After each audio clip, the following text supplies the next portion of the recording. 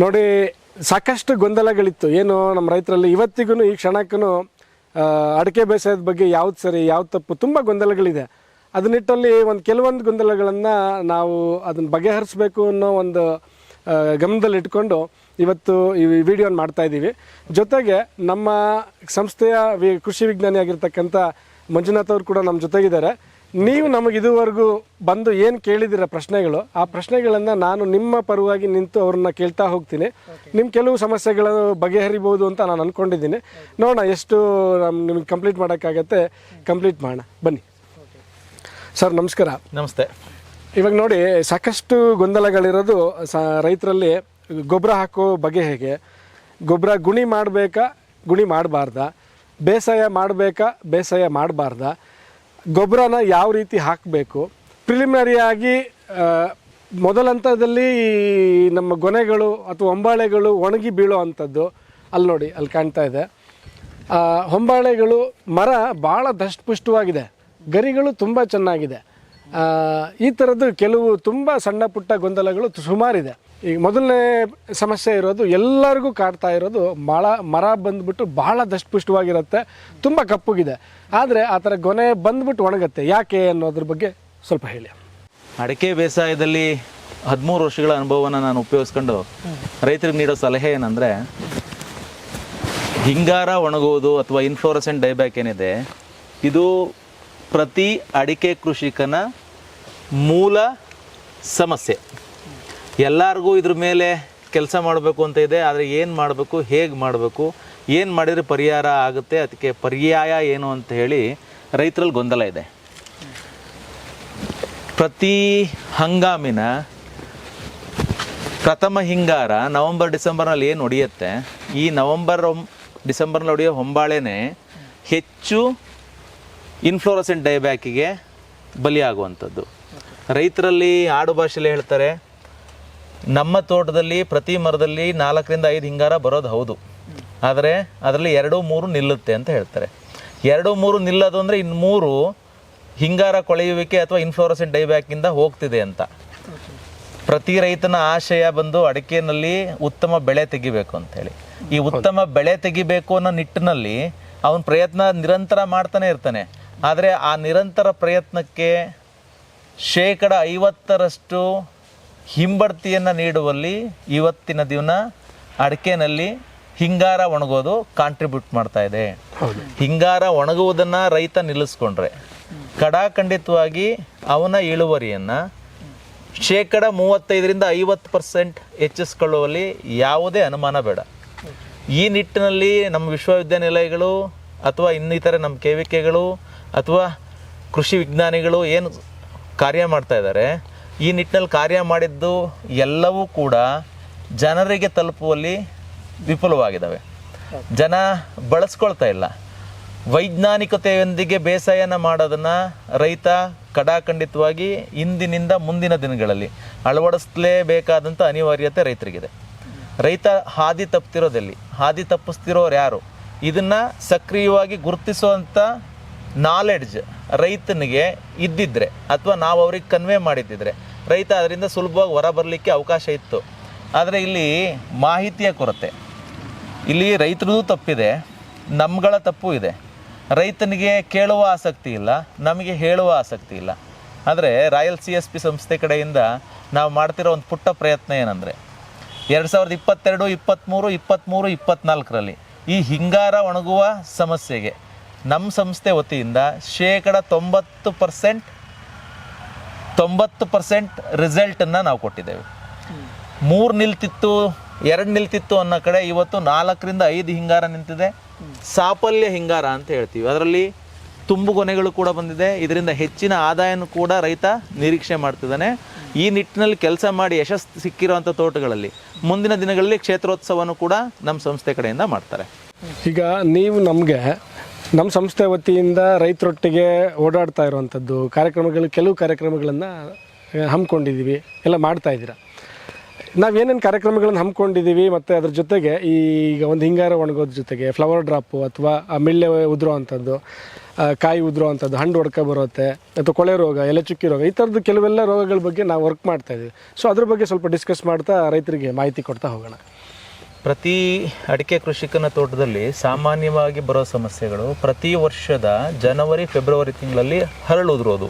ಹೌದು, ಇದು ಕರ್ನಾಟಕದ 99% ತೋಟಗಳಲ್ಲಿ ಸಮಸ್ಯೆ ಇದೆ. ಸರಿ. ಆದರೆ ಈ ನಿಟ್ಟಿನಲ್ಲಿ ಶ್ರಮ ವಹಿಸಿದ ರೈತನಿಗೆ ಸಿಕ್ಕ ಪ್ರತಿಫಲ ಅಷ್ಟಕ್ಕಷ್ಟೇ. ಇದನ್ನ ತಕ್ಷಣಕ್ಕೆ ನಿಲ್ಲಿಸುವ ಅವಶ್ಯಕತೆ ರೈತನಿಗಿದ್ರೂ ಕೂಡ ನಮ್ಮ ಅವಶ್ಯಕತೆಗೆ ತಕ್ಕ ಹಾಗೆ ಗಿಡಗಳು ಸ್ಪಂದಿಸಿ ನಿಲ್ಲಿಸೋದಿಲ್ಲ. ಇದಕ್ಕೆ ಪ್ರಿವೆನ್ಷನ್ ಬೆಟರ್ ದೆನ್ ಕ್ಯೂರ್ ಅಂತ ಹೇಳ್ತೀವಲ್ಲ, ಆ ಗಾದೆ ಮಾತಿನಂಗೆ ನಾವು ಇದನ್ನು ಪ್ರತಿ ವರ್ಷವೂ ಬೀಳುತ್ತೆ ಅಂತ ಗೊತ್ತಿದ್ದು ಇಲ್ಲಿವರೆಗೆ ನಿರ್ಲಕ್ಷ್ಯ ವಹಿಸಿದ್ದು ಸಾಕು. ಹೌದು. ಇನ್ನು ಮುಂದೆ ನಾವು ಹರಳುದ್ರೋದನ್ನು ಪರಿಣಾಮಕಾರಿಯಾಗಿ ನಿಲ್ಲಿಸಬೇಕು ಅಂತ ಮನಸ್ಸಿನಲ್ಲಿದ್ದರೆ, ಅಡಿಕೆ ಕೃಷಿಕನ ಮನಸ್ಸಿನಲ್ಲಿದ್ದರೆ ಖಂಡಿತವಾಗಿ ನಿಲ್ಲಿಸಬಹುದು. ಎಷ್ಟು ಪರ್ಸೆಂಟ್ ನಿಲ್ಲಿಸ್ಬೋದು? ಅಪ್ ಟು 85%ವರೆಗೆ ನಿಲ್ಲಿಸ್ಬೋದು. ಇನ್ನು 15% ವಾತಾವರಣದ ವ್ಯತ್ಯಾಸ ಅಂತ ಹೇಳ್ತೀವಿ. ಈ ಹ್ಯುಮಿಡಿಟಿ ಫ್ಲಕ್ಚುಯೇಷನ್ಗೆ ಒಂದು 15% ನಾವು ಲ್ಯಾಪ್ಸ್ ಮಾಡಿದ್ರು. 85% ರೈತನಿಗೆ ಸಿಕ್ಕರು ಅವನೊಂದು ಸಕ್ಸಸ್ ಫಾರ್ಮಿಂಗನ್ನು ಮಾಡ್ಬೋದು. ಇದರಲ್ಲಿ ಹೇಗೆ ನಿಲ್ಲಿಸ್ಬೋದು ನೋಡಿ, ಪೋಷಕಾಂಶಗಳ ಕೊರತೆಗೆ ಮೂಲ ಕಾರಣ ಅಂತ ಹೇಳ್ತೀವಿ. ಹೌದು, ಪೋಷಕಾಂಶಗಳ ಕೊರತೆ. ಪೋಷಕಾಂಶಗಳು ಅಂದರೆ ಯಾವುದು? ಈಗ ನೀವು NPK ಯೊಂದಿಗೆ ಮೈಕ್ರೋನ್ಯೂಟ್ರಿಯೆಂಟ್ಗಳನ್ನು ಸಮರ್ಪಕವಾಗಿ ಬಳಸೋದು. ಅಡಿಕೆ ಕೃಷಿಯಲ್ಲಿ ನಾನು ನೋಡಿದ ಅಡಿಕೆ ತೋಟಗಳಲ್ಲಿ ಎಲ್ಲರ ಗಮನ NPK ಮೇಲಿದೆ. NPK ಮೇಲಿದೆಯೇ ಹೊರತು ಸೂಕ್ಷ್ಮ ಪೋಷಕಾಂಶಗಳ ಮೇಲೆ ಇಲ್ಲ. ಸೂಕ್ಷ್ಮ ಪೋಷಕಾಂಶಗಳ ನಿರ್ವಹಣೆ ಪ್ಲಸ್ NPKಯಲ್ಲಿ ಯಾವ ಪೋಷಕಾಂಶ ಹೆಚ್ಚು ಇರಬೇಕು ಅನ್ನೋ ಮಾಹಿತಿ ರೈತನಿಗಿಲ್ಲ. ರೈತ ಬಳಸುತ್ತಿರುವ ಗೊಬ್ಬರಗಳನ್ನು ಕೊಡೋ ಏನು ಮಾಧ್ಯಮ ಇದೆ, ಅದು ಸಿಂಥೆಟಿಕ್ ಫರ್ಟಿಲೈಸರ್ ಇರ್ಬೋದು ಅಥವಾ ಆರ್ಗ್ಯಾನಿಕ್ ಫರ್ಟಿಲೈಸರ್ ಇರ್ಬೋದು. ಆರ್ಗ್ಯಾನಿಕ್ ಫರ್ಟಿಲೈಸರ್ ಬಳಸಿಕೊಳ್ಳುವಲ್ಲೂ ವಿಫಲ, ಸಿಂಥೆಟಿಕ್ ಫರ್ಟಿಲೈಸರ್ಗಳ ಬಗ್ಗೆ ಮಾಹಿತಿ ಕೇಳುವಲ್ಲೂ ಪಡೆದುಕೊಳ್ಳುವಲ್ಲೂ ವಿಫಲ. ಹೆಚ್ಚಿನ ರೈತರು ಕಮ್ಮಿ ಖರ್ಚಿನ ಆಸೆಗೆ ಬಿದ್ದು ಕಾಂಪ್ಲೆಕ್ಸ್ ಗೊಬ್ಬರಗಳನ್ನು ಬಳಸ್ತಾ ಇದ್ದಾರೆ. ಕಾಂಪ್ಲೆಕ್ಸ್ ಗೊಬ್ಬರಗಳು ನಥಿಂಗ್ ಲೈಕ್ 15 ಆಲ್ 15 ಆಲ್ 19 14 6 21 ಈ ಥರದ ಕಾಂಪ್ಲೆಕ್ಸ್ ಗೊಬ್ಬರಗಳನ್ನು ಬಳಸ್ತಾ ಇದ್ದಾರೆ. ಈ ಕಾಂಪ್ಲೆಕ್ಸ್ ಗೊಬ್ಬರಗಳನ್ನು ಬಳಸೋದ್ರಿಂದ ಬಳಸಿದ ರೈತನ ದೃಷ್ಟಿಯಲ್ಲಿ ನಾನು ನನ್ನ ತೋಟಕ್ಕೆ ಸಮರ್ಪಕವಾದಂಥ ಗೊಬ್ಬರಗಳನ್ನು ನೀಡಿದೆ ಅಂತ ಇದೆ. ಆದರೆ ಗಿಡಗಳಿಗೆ ಸಮರ್ಪಕ ಗೊಬ್ಬರಗಳ ನಿರ್ವಹಣೆ ಆಗಿದೆ ಅಂತ ಹೇಳಿ ಗಿಡ ಹೇಳಿದ್ದು ಯಾರಾದರೂ ಪರೀಕ್ಷೆ ಮಾಡಿದಾರಾ? ಗಿಡ ನನಗೆ ಸಮರ್ಪಕವಾಗಿ ಗೊಬ್ಬರ ಸಿಕ್ಕಿದೆ ಅಂತ ಆದರೆ ಅದು ಯಾವ ರೀತಿ ಬಿಹೇವ್ ಮಾಡುತ್ತೆ? ಗೊಬ್ಬರಗಳ ಪ್ರಮಾಣ, ಸೂಕ್ಷ್ಮ ಪೋಷಕಾಂಶಗಳ ಪ್ರಮಾಣ ಗಿಡದಲ್ಲಿ ಸಫಿಷಿಯೆಂಟ್ ಇದ್ದರೆ ನಿಮ್ಮ ಗಿಡದಲ್ಲಿ ಗರ್ಭ ಕಟ್ಟುವಿಕೆಯ ಗಾತ್ರ, ಹಿಂಗಾರ ಮೂಡುವಿಕೆಯಲ್ಲಿ ಗರ್ಭ ಕಟ್ಟುವ ಗಾತ್ರ ನಿಮ್ಮ ಗಿಡದಲ್ಲಿರುವ ಸ್ಟೋರೇಜನ್ನು ತೀರ್ಮಾನ ಮಾಡುತ್ತೆ. ಇದರ ಮೇಲೆ ಯಾವ ರೈತನೂ ಕೂಡ ಕೆಲಸ ಮಾಡ್ತಾ ಇಲ್ಲ.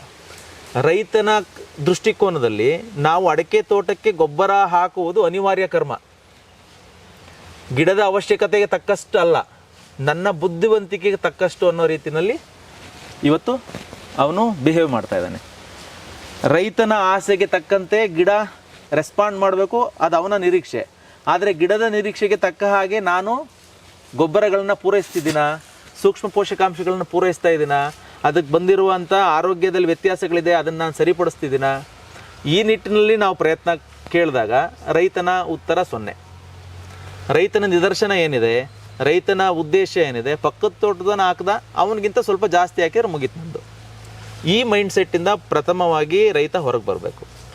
ಈ ನಿಟ್ಟಿನಲ್ಲಿ ಕೆಲಸ ಮಾಡ್ತಾ ಇರೋವಂಥ ಸಂಸ್ಥೆ ಸಾಮೂಹಿಕವಾಗಿ ಸಾಕಷ್ಟು ತೋಟಗಳಲ್ಲಿ ರೈತರ ಸಭೆಗಳನ್ನು ನಡೆಸಿ ಅವರಿಗೆ ಗೊಬ್ಬರಗಳನ್ನು ಬಳಸುವ ರೀತಿ, ಯಾವ ಗೊಬ್ಬರಗಳನ್ನು ಯಾವಾಗ ಬಳಸಬೇಕು, ಸಾವಯವ ಗೊಬ್ಬರಗಳನ್ನು ಯಾವಾಗ ಬಳಸಬೇಕು, ಅಡಿಕೆ ಕೃಷಿಯಲ್ಲಿ ಬೇವಿನ ಹಿಂಡಿಯ ಮಹತ್ವ, ಬೇವಿನ ಯಾಕೆ ಬೆಳೆಸಬೇಕು, ಭೂಮಿಯಲ್ಲಿರುವಂತಹ ಹಾನಿಕಾರಕ ರೋಗಾಣುಗಳನ್ನು ತಡೆಯಲಿಕ್ಕೆ, ಭೂಮಿಗೆ ಹದವಾದಂಥ ಬೇರಿನ ಬೆಳವಣಿಗೆಗೆ ಬೇವಿನ ಪ್ರಯೋಜನ ಎಷ್ಟಿದೆ ಇವನ್ನೆಲ್ಲ ತಿಳಿಸ್ತಾ ನಾವು ಈ ನಿಟ್ಟಿನಲ್ಲಿ ಹರಳುದ್ರೋದಿರ್ಬೋದು, ಹಿಂಗಾರ ಒಣಗೋದಿರ್ಬೋದು, ಅದರ ಜೊತೆಗೆ ಏಪ್ರಿಲ್ ಮೇ ಜೂನ್ನಲ್ಲಿ ಮಿಳ್ಳೆಗಳುದ್ರೋದಿರ್ಬೋದು, ಇವುಗಳ ಮೇಲೆ ಒಂದು ದೊಡ್ಡ ಹೋರಾಟನೇ ಮಾಡಿದ್ದೀವಿ ಅಂತ ಅಂದ್ಕೊಳ್ಳಿ. ಈ ಹೋರಾಟದಲ್ಲಿ ನಿರೀಕ್ಷಿತ ಫಲವನ್ನು ರೈತರಿಗೆ ಕೊಟ್ಟಿದ್ದೀವಿ. ರೈತರು ಇವತ್ತು ನಮ್ಮ ಸಂಸ್ಥೆ ಜೊತೆ ಒಟ್ಟಾಗಿ ಕೆಲಸ ಮಾಡಲಿಕ್ಕೆ ಖುಷಿಯಲ್ಲಿದ್ದಾರೆ.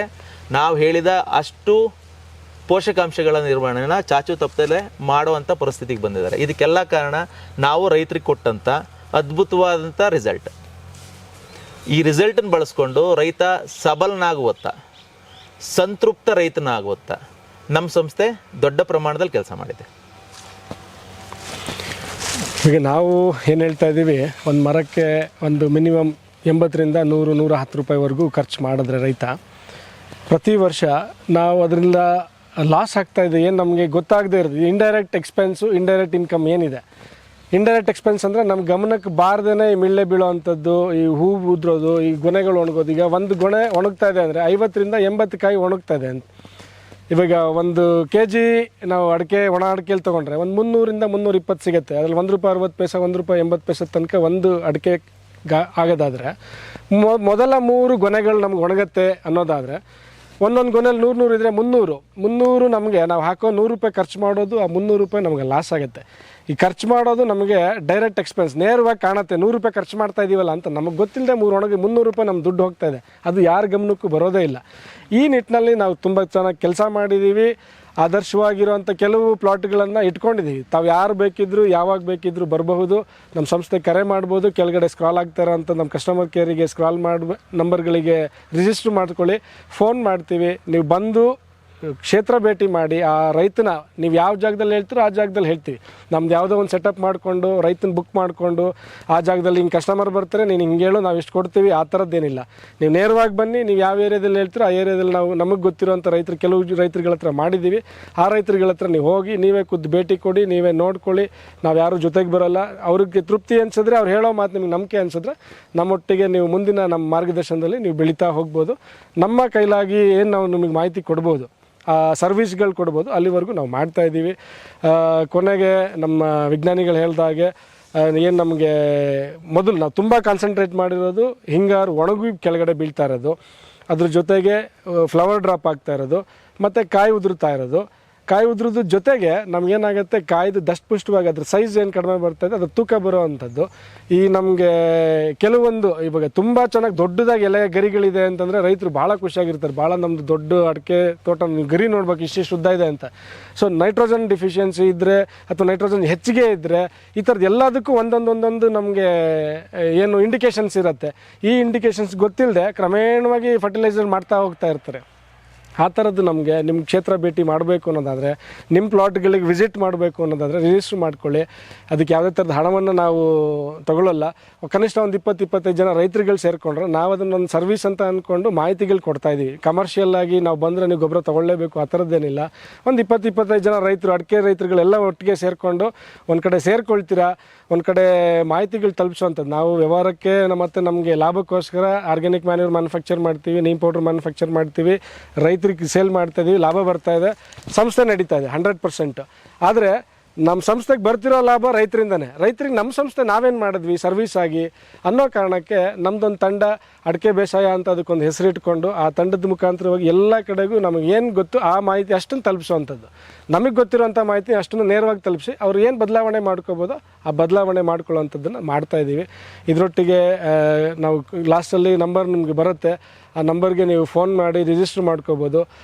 ಖಂಡಿತವಾಗಿಯೂ ನಮ್ಮ ಕೈಲಾಗಿರುವಂಥದ್ದನ್ನು ನಾವು ಮಾಹಿತಿನ ತಲುಪಿಸಿ ಇನ್ನೂ ಉತ್ತಮವಾದ ಇಳುವರಿ ಪಡೀಲಿಕ್ಕೆ ಹೇಳ್ತೀವಿ. ಕೊನೆಯದಾಗಿ ಏನಾದರೂ ರೈತರಿಗೆ ಒಂದು ಮಾಹಿತಿ ಕೊಡಿ. ಪ್ರತಿ ಅಡಿಕೆ ಕೃಷಿಕನ ಆಸೆ ಉತ್ತಮ ಇಳುವರಿ. ಈ ಉತ್ತಮ ಇಳುವರಿ ಪಡೀಲಿಕ್ಕೆ ಹೇಗೆ ಸಾಧ್ಯ ಅಂತೇಳಿ ರೈತನೇನಾದ್ರು ಪ್ರಶ್ನೆ ಮಾಡಿದರೆ ರೈತ ಒಂದೇ ಮಾತು ಹೇಳ್ತಾನೆ, ಹೆಚ್ಚಿಗೆ ಗೊಬ್ಬರ ಕೊಟ್ಟರೆ ಇಳುವರಿ ಚೆನ್ನಾಗಿ ಬರುತ್ತೆ ಅಂತೇಳಿ. ಇದು ಕಡಾಖಂಡಿತ 100% ಸತ್ಯ ಅಲ್ಲ. ಇದು ಜಸ್ಟ್ 35% ಅಷ್ಟೇ ಸತ್ಯ. ಇನ್ನು 65% ಸತ್ಯ ಯಾವುದೋ ಪ್ರಾಡಕ್ಟನ್ನು ಮತ್ತೊಂದನ್ನು ಬಳಸಿ ನೀವು ಮಾಡ್ಕೊಳ್ಳಿ ಅನ್ನೋದು ಉದ್ದೇಶ ಅಲ್ಲ. ನಿಮ್ಮಲ್ಲಿರುವ ಮೈನಸ್ಗಳನ್ನು, ಹರಳುದ್ರೋದನ್ನು ನಿಲ್ಲಿಸ್ಕೊಂಡ್ರೆ, ಅಂಡೊಡ್ಕ ಬಾಯೊಡ್ಕ ನಿಲ್ಲಿಸ್ಕೊಂಡ್ರೆ, ಮಿಳ್ಳೆಗಳದ್ರೋದನ್ನು ನಿಲ್ಲಿಸ್ಕೊಂಡ್ರೆ, ಹಿಂಗಾರ ಒಣಗೋದನ್ನು ನಿಲ್ಲಿಸ್ಕೊಂಡ್ರೆ ಕಡಾಖಂಡಿತವಾಗಿ ನೀವು ನಿಮ್ಮ ಎಕ್ಸ್ಪೆಕ್ಟೆಡ್ ರೇಷಿಯೋದಲ್ಲಿ ಇಳುವರಿನ ಪಡೀಲಿಕ್ಕೆ ಸಾಧ್ಯ ಇದೆ. ಇದನ್ನು ಕಡಾಖಂಡಿತವಾಗಿ 100% ಕಂಟ್ರೋಲ್ ಮಾಡಲಿಕ್ಕೆ ಕೂಡ ಸಾಧ್ಯ ಇದೆ. ಈ ನಿಟ್ಟಲ್ಲಿ ನಮ್ಮ ಸಂಸ್ಥೆ ವತಿಯಿಂದ 3 ವರ್ಷ R&D ಮಾಡಿ ಇದರ ಮೇಲೆ 100% ನಾವು ರಿಸಲ್ಟನ್ನು ಪಡ್ಕೊಂಡಿದ್ದೀವಿ.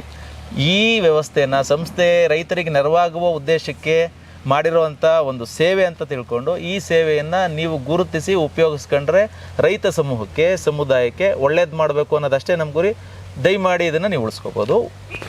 ಕೊನೆಯದಾಗಿ ಇನ್ನೊಂದು ಮಾತು, ಒಂದು ಆರೋಗ್ಯವಂತ ತೋಟ ನೀವು ಹೇಳೋ ಪ್ರಕಾರವಾಗಿ ಹಿಂಗಾರು ಒಣಗದೆ ಕಾಯಿ ಯಾವುದು ಫ್ಲವರ್ ಡ್ರಾಪಿಂಗ್ ಆಗದೆ ಕಾಯಿ ಉದುರದೆ ಅಂಡೋಡ್ಕ ಬರದೆ ಒಂದು ಆರೋಗ್ಯವಂತ ತೋಟ 1 ಎಕರೆಗೆ ನಿಮ್ಮ ಪ್ರಕಾರವಾಗಿ ಎಷ್ಟು ತಗೋಬೋದು ಅಂತ ನಾವು 15 ರಿಂದ 18 ಕ್ವಿಂಟಲ್ ತಗೋಬೋದು. ಹಸಿ ಅಡಿಕೆ ನೋ ಒಣ ಅಡಿಕೆ 15 ರಿಂದ 18 ಕ್ವಿಂಟಾಲ್ ಒಣ ಅಡಿಕೆನ ತಗೋಬಹುದು. ಖಂಡಿತ ಸಾಧ್ಯ ಇದೆ. ನೋಡಿ, ನೀವು ಇದರಲ್ಲಿ ಸಾಧ್ಯ ಇದೆ. 8 ಕ್ವಿಂಟಲ್ ಅಲ್ಲಿ ಇರೋರು ಎಷ್ಟು ಜನ ಇದ್ದೀರಾ, 7 ಕ್ವಿಂಟಲ್ ಅಲ್ಲಿ ಇರೋರು ಎಷ್ಟು ಜನ ಇದ್ದೀರಾ, 5 ಕ್ವಿಂಟಲ್ ಅಲ್ಲಿ ಇರೋರು ಎಷ್ಟು ಜನ ಇದ್ದೀರಾ. ಸೊ ಎಲ್ಲರೂ ಒಂದ್ಸತಿ ಒಂದು ಕಾನ್ವರ್ಸೇಷನ್ಗೆ ಬಂದು ಎಲ್ಲಿ ತಪ್ಪಾಗಿದೆ ಅನ್ನೋದನ್ನ ಗುರುತಿಸ್ಕೊಂಡು ಅದನ್ನ ಕ್ರಮೇಣ 13 ಈಗ ಒಂದು 8 ಇದೆ ಅಂತ ಅನ್ಕೊಳ್ಳೋಣ, ಯಾರೋ XYZ ಒಂದು 8 ಕ್ವಿಂಟಲ್ ಇದೆ ಅಂತ ಅಂದ್ಕೊಳ್ಳೋಣ. ಅವ್ರದ್ದು ನೆಕ್ಸ್ಟ್ ಇಯರ್ಗೆ ನಾವು ಎಷ್ಟು ಕ್ವಿಂಟಾಲಿಗೆ ತನಕ ತೊಗೊಂಡೋಗ್ಬೋದು? 50% ಜಾಸ್ತಿ ಮಾಡ್ಬೋದು. ಸೊ 8 ಇದ್ರೆ ಒಂದು 12 ಕ್ವಿಂಟಾಲಿಗೆ ತೊಗೊಂಡು ಖಂಡಿತವಾಗಿ ಮಾಡ್ಬೋದು. 12 ಕ್ವಿಂಟಾಲ್ ಮಿನಿಮಮ್ ಮಾಡ್ಬೋದು, ಮಿನಿಮಮ್. ಸರಿ, ಒಂದು ಈ ನಿಟ್ಟಿನಲ್ಲಿ ಪ್ರಯತ್ನ ಮಾಡಿದ್ದೀವಿ. ನೋಡೋಣ, ಇದ್ರ ಸದುಪಯೋಗ ಪಡಿಸ್ಕೊಳ್ಳೋ ನಿಟ್ಟಿನಲ್ಲಿ ನೀವು ಎಷ್ಟು ಪ್ರಯತ್ನ ನೀವು ಪಡ್ತೀರಾ ಅನ್ನೋದನ್ನ ನೋಡ್ಕೊಳ್ಳೋಣ. ಎಲ್ರಿಗೂ ಒಳ್ಳೆಯದಾಗಲಿ. ನಮ್ಮ ಸಂಸ್ಥೆ ಕಡೆಯಿಂದ ನಮಸ್ಕಾರ.